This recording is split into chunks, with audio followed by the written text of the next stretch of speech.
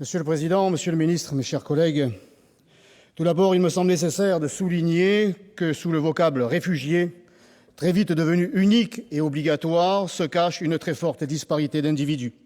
S'il existe quelques véritables réfugiés qui fuient la guerre, n'en doutons pas, un grand nombre, pour ne pas dire la majorité, constitue en réalité une immigration économique. En outre, les images de ces cohortes humaines, 10 000 entrées par jour, a-t-on entendu ici tout à l'heure, dont les médias nous inondent chaque jour, démontrent qu'il s'agit là d'une population essentiellement masculine et relativement jeune. Une force qui devrait amener ces populations non pas à quitter leur pays, mais au contraire à y rester pour le défendre, pour défendre leurs familles qu'elles ont manifestement laissées derrière elles. Ne fait pas Verdun qui veut. Quant à l'accueil à proprement parler, force est de constater qu'il est imposé à ceux qui vont devoir, que cela leur plaise ou pas, vivre aux côtés de ces populations, j'ai nommé les Français.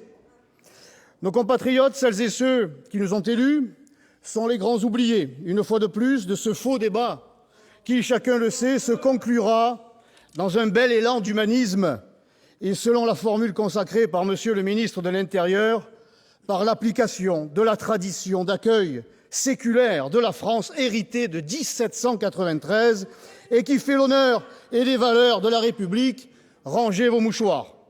Nous savons pertinemment que ce gouvernement, comme les précédents, ne s'intéresse plus à ce que souhaitent nos compatriotes, alors qu'il devrait imiter et non fustiger la Hongrie qui a sagement et démocratiquement appelé son peuple à se prononcer par la voie du référendum, conscient que le phénomène qui le touche engage son avenir comme il engage le nôtre. Tant de raisons qui justifient que nous nous opposions à cette déferlante migratoire. La première, nous n'avons pas les moyens d'appliquer votre idéologie. Avec une dette abyssale, 6 millions de chômeurs, 8 à 9 millions de pauvres, une crise du logement et à Marseille, des écoles qui s'effondrent, la déclaration des droits de l'homme et autres discours coupés des réalités ne suffiront pas à absorber cette misère.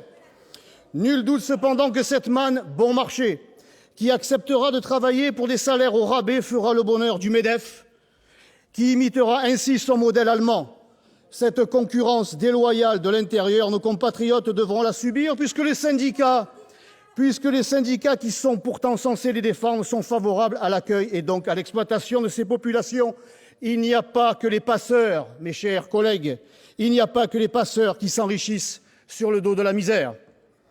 Quant à la cohésion et à l'identité nationale, elles n'en seront que davantage fragilisées. Il n'est qu'à observer la guerre qui se déroule à Calais et qui a plongé les habitants ainsi que les forces de police et de gendarmerie dans l'enfer de ce que vous osez encore appeler le bien vivre ensemble. Quant au risque terroriste, il s'est déjà manifesté dans l'horreur que l'on sait au mois de novembre dernier à Paris, et Interpol estime aujourd'hui que 5 000 djihadistes ont pu bénéficier de l'anarchie migratoire. Et je conclus. Merci de me laisser un petit peu plus de temps, comme vous l'avez fait pour mes collègues.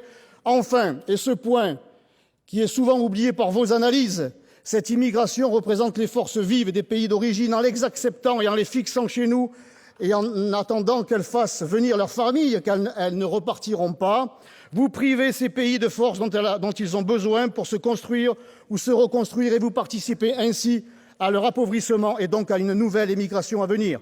Pour conclure, aussi, dans l'intérêt de tous, de nos compatriotes comme de ces populations, fort du constat de l'Europe et fort du constat de l'échec de l'Europe à maîtriser la situation, retrouvons ici aussi notre souveraineté. Car le seul débat, le seul que nous devons ouvrir urgemment n'est pas celui portant sur l'accueil, mais bien celui portant sur le retour de ces populations dans leur pays d'origine. La parole est à Pierre-Yves Collombat pour le